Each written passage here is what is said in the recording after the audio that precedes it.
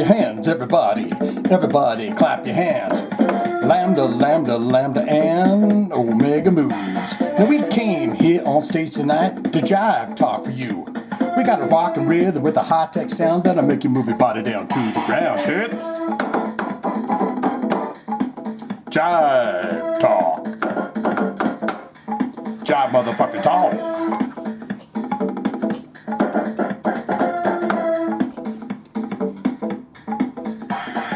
Tashi beating on the gong, the boys in the moves are clapping along, and just when you thought you'd seen it all, along comes a lambda 4 feet tall. Come on out here on the floor so we can work our bodies like never before and jive. Let's jive. Shit. Get yourself a Diet Coke if you know where that, I cut out a big piece of that, but that is from a movie, a classic movie, 80s movie.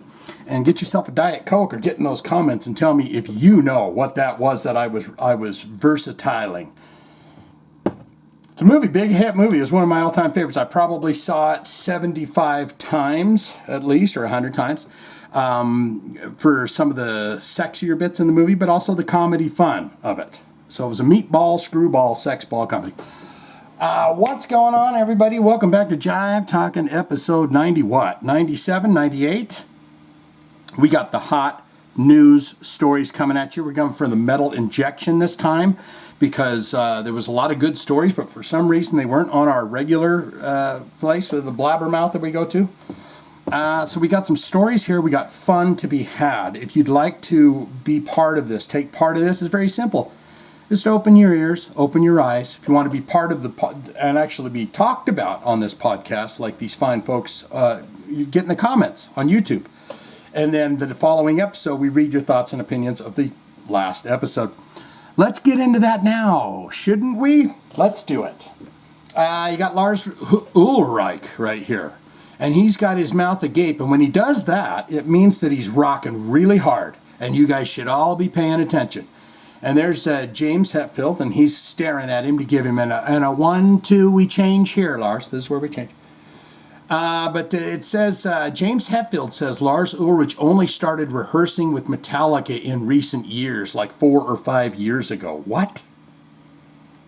That's all a band does, is rehearse. If you're doing it, if you're for serious about it, right? You play the gigs, you play the concerts, you do the touring, but then you go back and what do? You rehearse.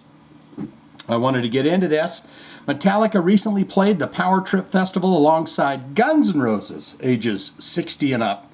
Iron Maiden, ages 60 and up. AC/DC, ages 70 and up. Judas Priest, ages 70 and up. And Tool, ages 50 and up. In an interview with the band's own Metallica Reporter podcast, Metallica frontman James Hetfield talked about being inspired by other bands at Power Trip. He's seen a billion bands.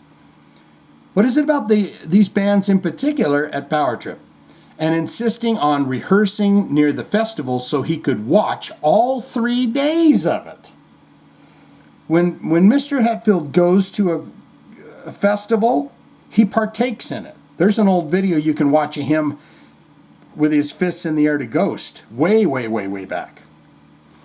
Hetfield also kicked off his comments by revealing the drummer Lars Ulrich, for a minute I thought that was spelled wrong, really only started rehearsing with Metallica only about 4 or 5 years ago, which I guess means the dude was just winging it prior, ?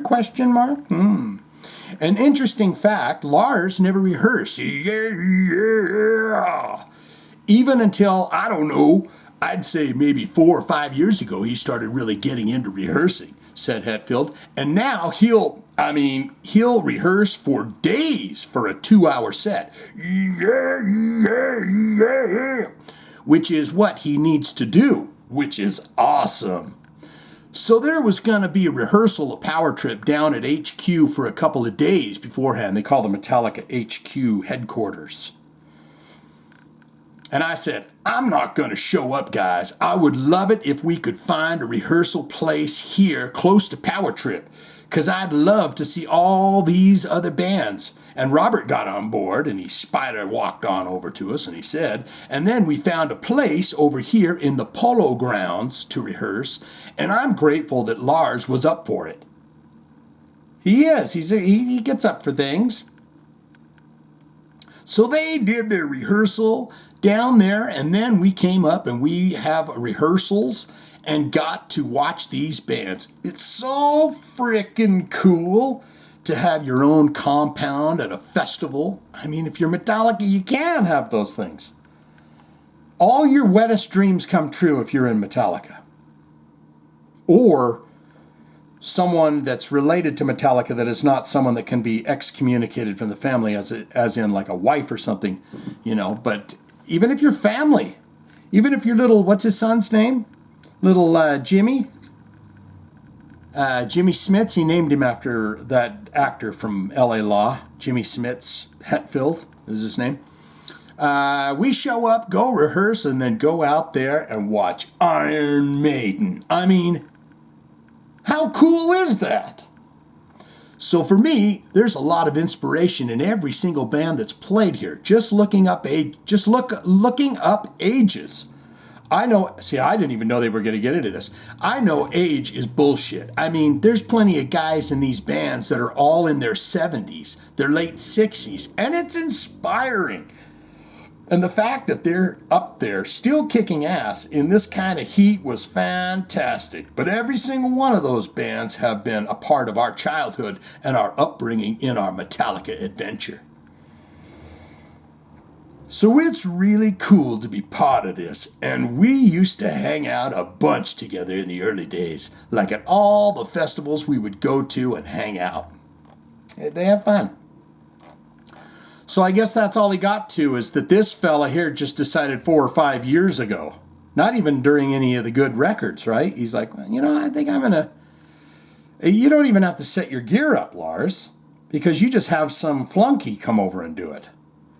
Let's get on to this, talking about, well, I saw this. There's Gene Simmons, and there's Fake Ace, Tommy Thayer. Should have stayed in Black and Blue, but he chose to do this instead. And Paul Stanley. And there's a family suing him. A longtime Kiss guitar tech. His widow's suing the band for wrongful death. That's what kind of struck me, where I was like a pyro situation or whatever. So let's get into this story now. Kiss guitar tech Francis Stuber, I remember that, him dying. Died from COVID in 2021 while quarantining in a hotel room during the band's End of the World tour. Ooh. Catherine Stuber, widow of Francis Stuber, is now suing the band over her husband's death.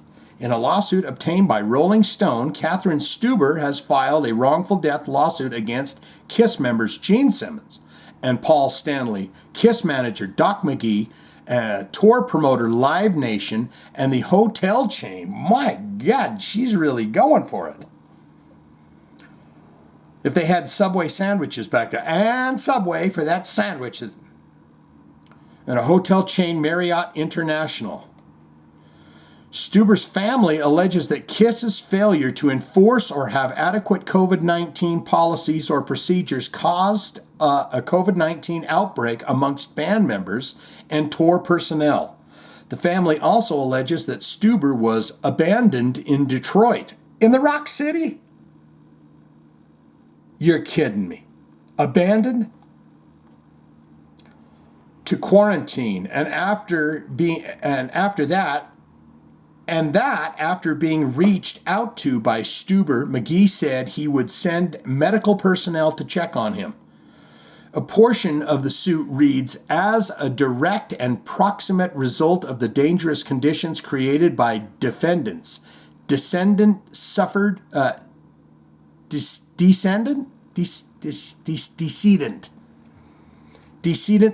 fatal injuries and plaintiff suffered damages, including, but not limited to, funeral and burial expenses. They put him in a kiss coffin.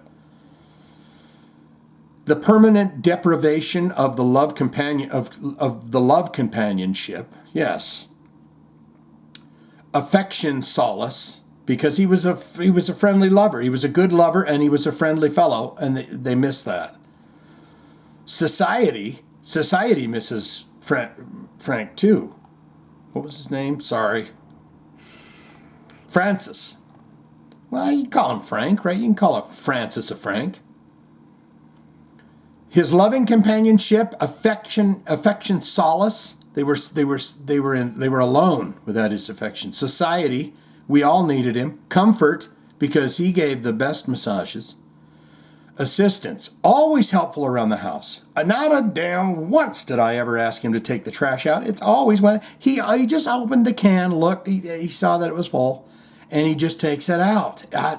Service and financial contribution, he's paying the bills. He's with KISS, so he's paying the bills.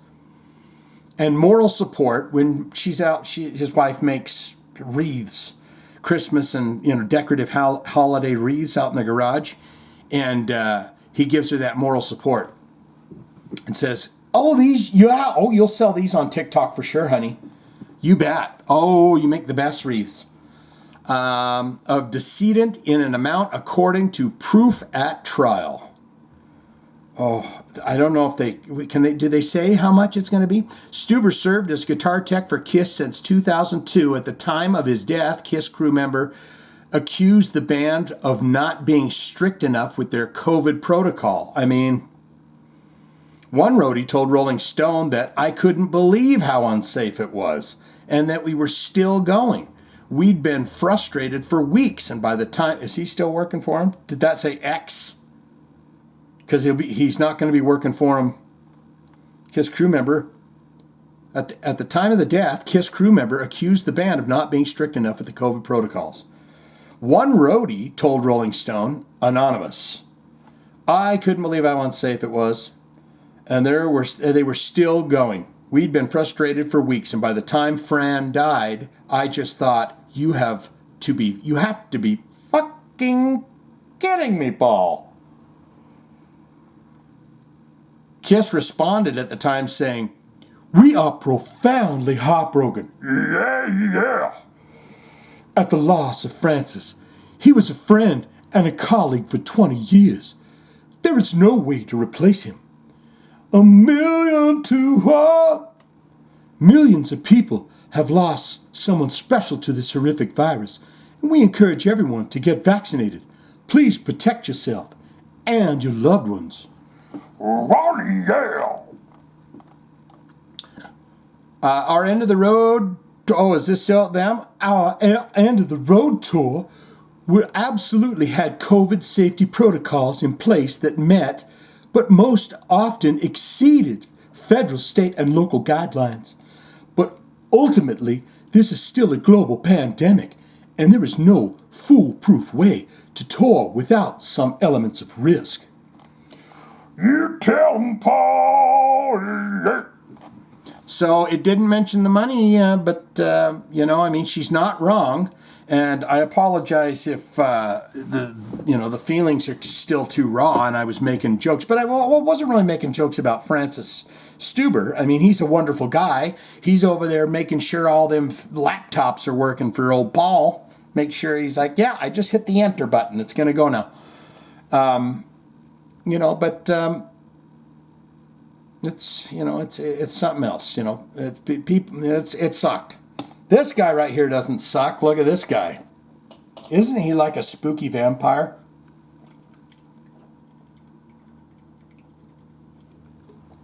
Having a little buried alive. Berry flavored. Yeah, he's a spooky little fellow. That's Papa Emeritus 4. And word on the street is that they got a movie. Ghost is making a movie. I bet it's going to be something like that Metallica Into the Night of the, whatever the hell it was. Into the Worries of the Night or something. Maybe that'll say in here. Ghost mastermind Tobias Fark has confirmed that the band's 2 shows at Kia Forum in Los Angeles, California are part of an upcoming film. Do you remember when he says, don't film? In Los Angeles, do not film. I had a buddy that went to the Tool concert that's going on, the Tool tour recently, and he said that they are very strict about no phones. But at the very end, like the last couple of tunes, then old Maynard James Keenan says, all right, you damn dirty dogs, get them phones out and you can film some stuff now. But where was I? Anyway, so yeah, they were at the Los Angeles shows. The kids were all upset because they were saying, don't film. But what a great reason not to film. You're going to be in a freaking ghost movie now. You're welcome. Right? In an interview with Metal Hammer, Fjord said that the crowd at both LA shows were used as extras and that the project is only partially focused on the concert. So it's going to be some great little fun story, because if you know, Ghost has a backstory to him about Satan, you know, whatever, priests or whatever. So it'll be cool. It'll be kind of intermixed. What does he say? Oh, we were essentially shooting a film. And we used 2 nights of the crowds as extras. It's going to be a film with a concert element. Oh, so a lot of what you're experiencing at the 2 LA shows is going to be part of the project. Forge also touched on the fact that phones and any kind of filming were banned at both shows. He added that their absence made them 2 of the best shows Ghost have ever done, which I'm sure makes a lot more sense when you're the person staring out at a sea of cell phone cases. Am I right? When I first started putting it together, I was like, oh my God, that should be Satan. Oh my Satan, I'm going to faint because there's so much to think about. Then it was like, no, just don't think about it all. It's good advice. He continued, I have never seen a crowd interact the way they did since I was in a club band. They were the best shows I've ever done with Ghosts, just because I didn't have to see those fucking mobile phones. But you will admit that the hundreds of thousands of clips that go up on the YouTube and stuff does a little something for you. So stay tuned. All we know so far is that the both shows ran as follows, and then it's just a cavalcade of essentially the same set list they've been doing for the last 2 or 3 years, but some added ones. Watcher in the Sky. They didn't do 20s when I saw them with 8 skeleton dancers. I didn't have no skeleton dancers. Freaking skeleton dancers, my ass. Whatever, you spooky skeleton. Here's an interesting little nugget. This guy doing getting ready to raise his leg and do a sweet Karate Kid swan kick is the singer for Shinedown. And I wanted to hear about this because it says a Shinedown fan overcomes stroke with the help of the band's music. Meets vocalist Brent Smith backstage. The guy is literally having a stroke. And then one of their fine, delicious rock jams comes on and he just starts humming it to himself. Stroke goes away. But Brent sees him in the audience having a stroke and says, by God, our music just healed this guy of his stroke. Get him backstage for an autograph. Let's see if that's the way it went.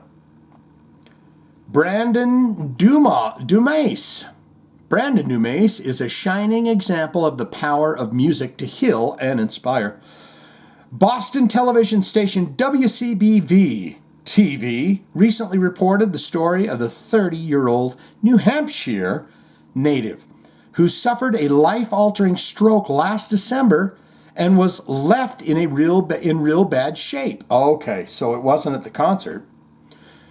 It was like instant. I was trying to talk to my dad that night and I couldn't say what happened.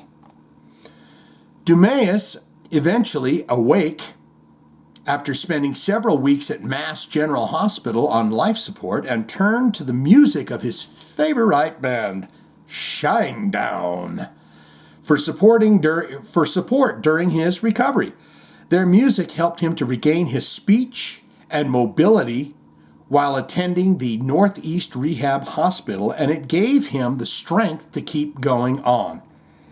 Well, Shinedown frontman Brent Smith was moved by Dumas' story and reached out to offer his support. Smith sent Dumas a personal video message on his cell phone and made a generous donation to his GoFundMe recovery page. That's great. Fucking Brent Smith. What a nice dude. It was another human being seeing another human being needing help. And if there was a way we could do something to lift him up because you lift us up, Smith explained. Dumas was also invited to meet Brent backstage at the Shinedown concert. On September 23rd at the Xfinity Center in Mansfield. I've said this to people my entire life, that music is medicine, Smith offered during the encounter. Dumas got to sing with his idol backstage. Backstage? Yeah, sing back here, not on the stage. And later joined his friends, his family, and the nurse who helped saving him to enjoy what probably was the most memorable concert of his lifetime. One that even includes a song dedicated to him. Oh my goodness. Brent Smith dedicated a tune. There he is. There they are.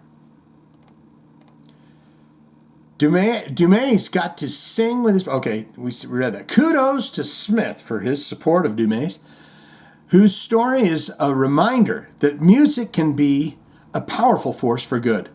One that can help heal, overcome challenges, and find a little hope. There's Brent Smith there. What's he smiling about? He's like, look at the buttons over there. Let's see what he says. Millions of people love listening to Shinedown's music. That's him. All right, let's get over that. Let's get on to something else. I wanted to see this guy right here. He's looking healthy as all get out of town, isn't he? That's Bruce Dickinson. But isn't he looking, I mean, he's got the fishnet tank tops on. This guy thinks he's all hot and bothered.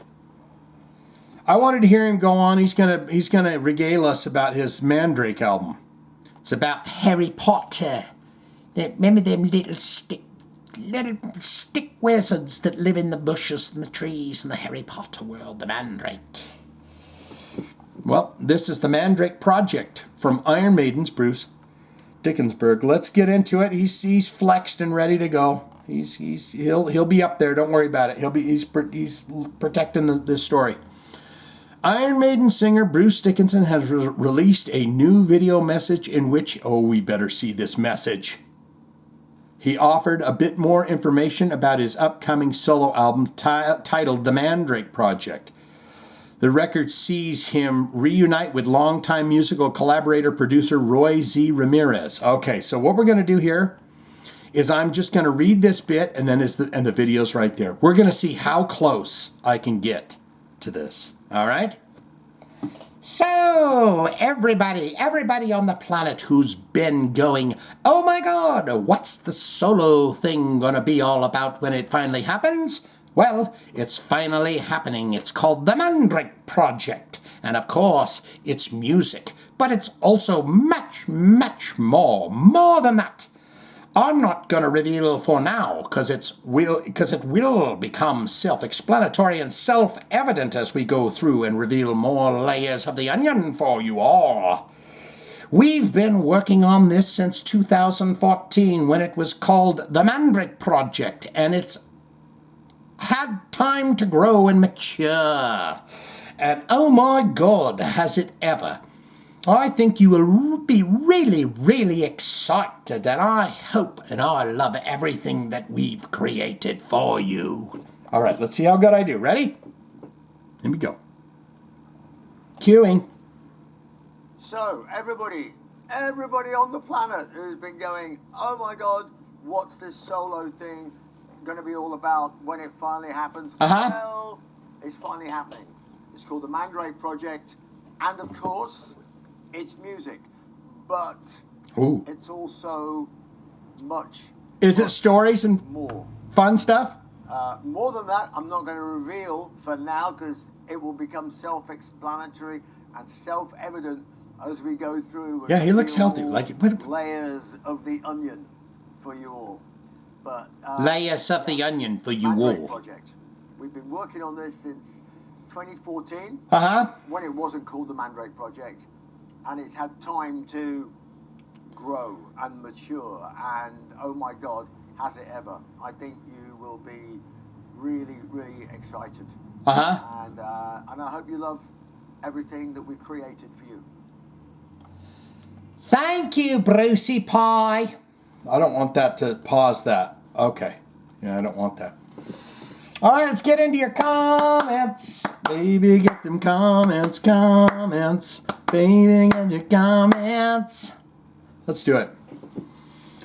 Get down in the comments and tell me how I did. I feel like I would be more energetic Bruce Dickinson for the Mandrake Project than him. That sounded like a bored guy. That sounded like a guy that's like, yeah, I got so much goddamn money in my wallets, I got to dump some in the garbage so I can fill it up again.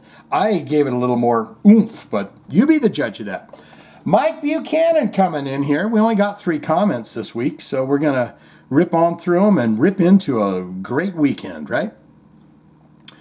Mike Buchanan here. We are back at it once again. This week's movies that are bad, but we love them anyways. The horror edition. I went with an 80s cult classic, Pumpkinhead.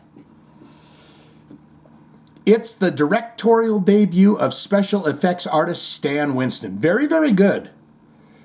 Both Winston cigarettes. No. Stan Winston was very good. If you're into Stan Winston, if you're into movies, Stan Winston is a name you should be very familiar with. From Edward Scissorhands to The Terminator, Aliens, The Thing, Jurassic Park. I always get him mixed with the Cronenberg too, right? But Cronenberg did more of that really twisted, creepy shit. Stan's done it all. Now, Pumpkinhead is a supernatural horror-based film about a man whose son is killed by a group of punk kids. Like Green Day. He goes to an old woman in the woods to exact revenge for the death of his son with the help of black witchcraft. The old lady conjures a demon that the locals call Pumpkinhead, who then goes on a killing spree. A movie well worth the watch, if not only because Stan also does the special effects. The Pumpkinhead looks pretty good, too. It's pretty good special effect. Pardon me for that. Mike Buchanan here. I was well out of the NYC music scene by the time Prong came around. I'm sure that I would have been in the clubs listening to them. And if you've not done so, go buy the new Prong album. They do a wicked version of Rush's Working Man on it. Okay, I gotta hear that.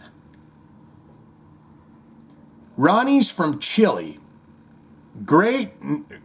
Ronnie's from Chile. Great now, I'm hungry for chili. Going to have to make some for dinner tonight. Yes, homemade chili doesn't get better than homemade chili. What kind of beans you put in there? You put a couple kinds of beans? Yeah, you got to. Black beans? Anyone ever have ham hocks and pink-eyed beans? My grandmother used to make that. My God, it was good. Mike Buchanan, I only went to see Fozzy live because I won free tickets. On the radio? Not a fan of the band at all. And no, they were not good live.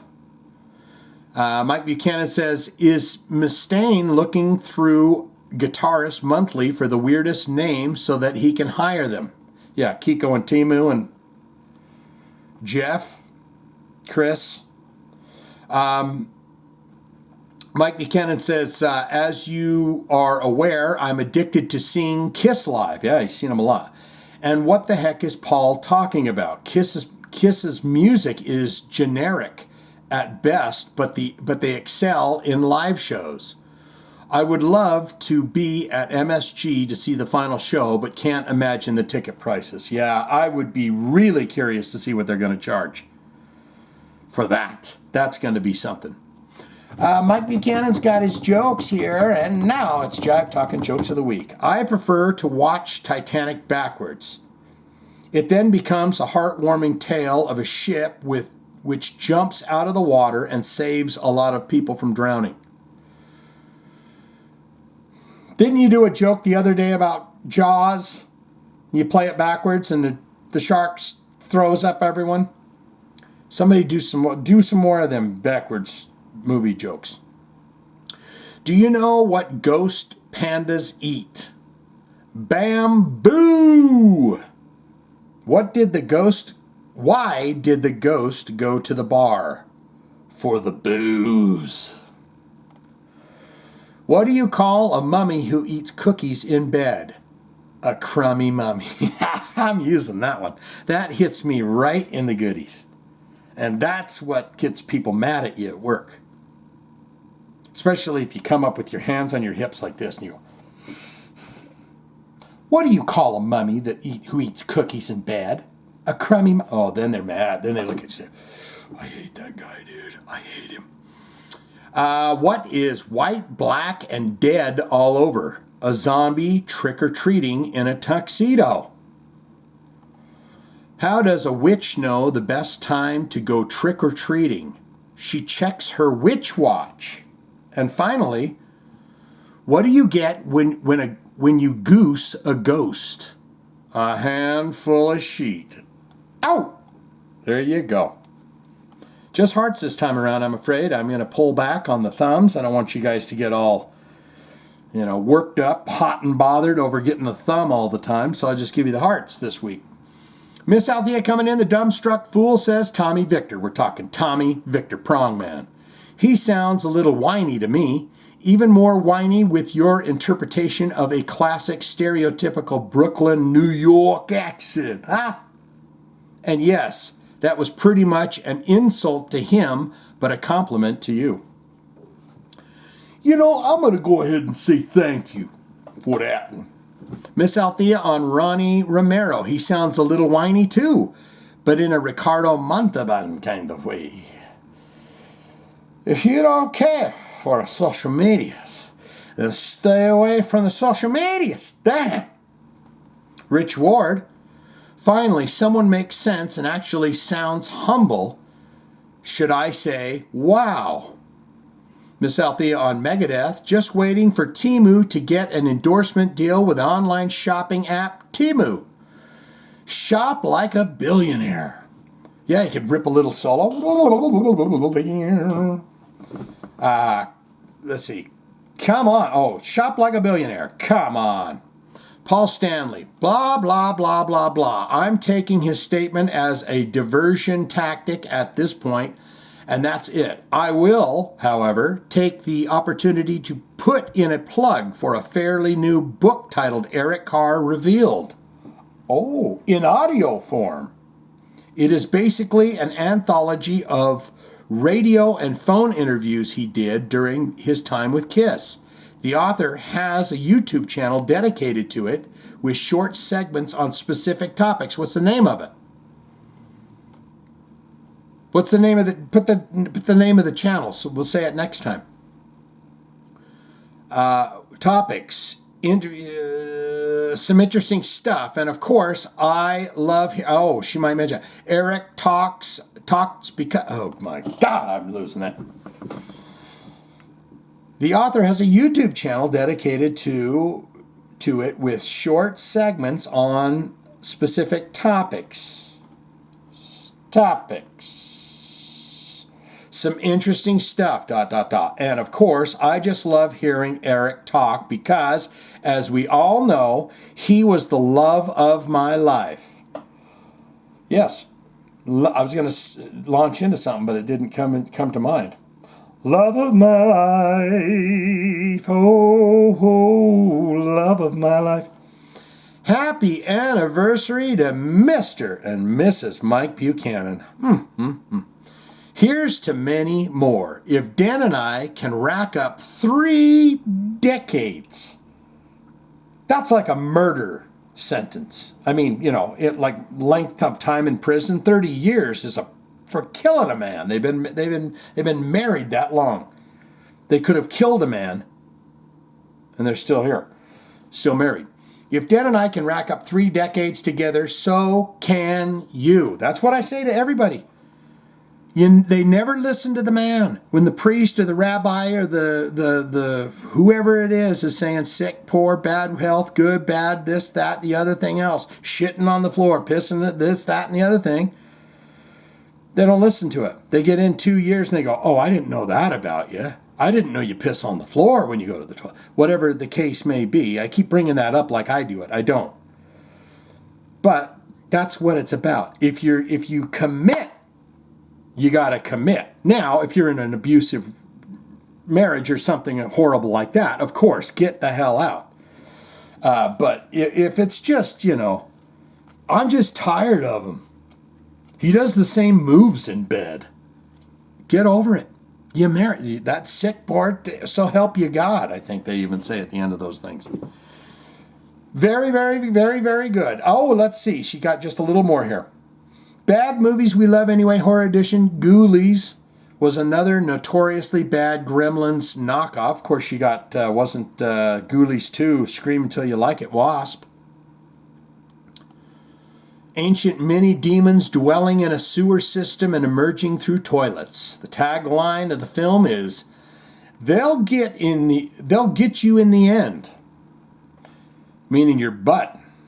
Go straight up the, I used to have horrible dreams about that when I was a kid, you're sitting, the toilet was a scary thing when you were, 10 years old or younger. And I always thought, maybe I saw somewhere on TV a snake come up through the toilet hole, and I always, I'd sit there and just be thinking to myself, sitting on the little potty, and they'd just be going, Ma, is a snake gonna go up my rectum or no? There you go. There's your heart, Miss Althea. Oh, fantastic. Brian Rainsberger here, our friend. Shane, I have been a regular viewer of your first listens for a few years now. Appreciate you doing Deny the Fallen for me recently. I would...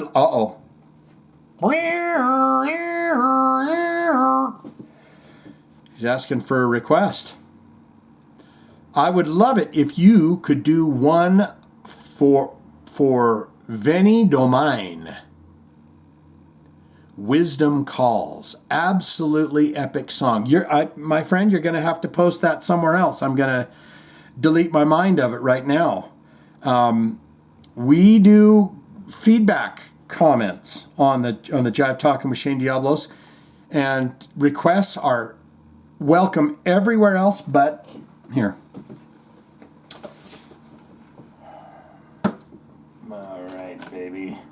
All right, baby, come on, we're going to get out of here. I want you to seize the damn day. Seize it. You live your dreams, damn it. Give you little, parting words there. I thought it was great. So full on.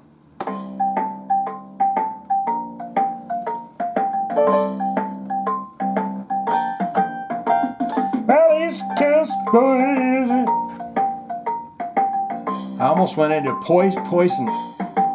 That gun is poison. What's the song? David Lee Roth. Well, East Coast girls are happy, really jive that talk, they jive. And I can't wait to get back to the jive, back to the cutest jive in the world. I wish they all could be jiving. I wish they all could be jiving talk.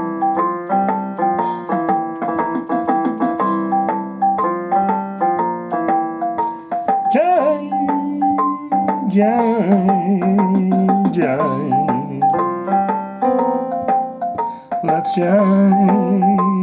Come on, baby, let's jive.